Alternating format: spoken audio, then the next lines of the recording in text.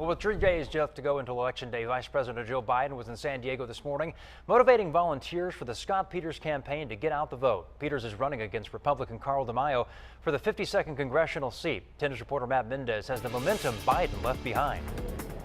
Vice President Joe Biden came in through that driveway. He was escorted by all those CHP officers and Secret Service. He came into the back way to the hall where he spoke to about 350 volunteers for the Scott Peters campaign. And this is a guy who understands it, and get out there and get out the vote to make sure that he in fact is able to get it done.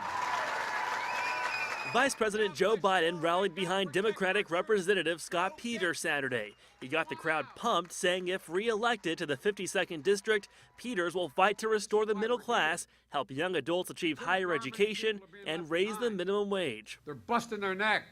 They're doing everything right. They're working harder and harder for less and less. You know, it's just fun to hear him talk, and I think people really were very touched by it. Just seeing him, just hearing the passion in his voice. It's incredibly inspiring. Inspired and motivated, Peters volunteers got right to work.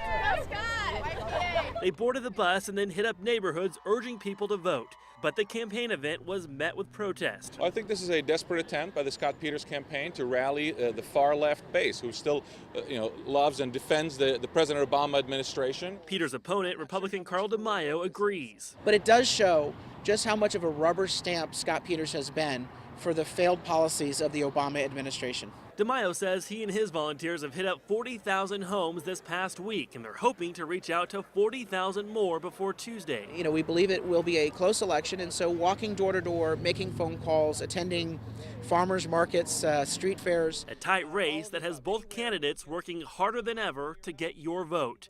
In Kearny Mesa, Matt Mendez, 10 News.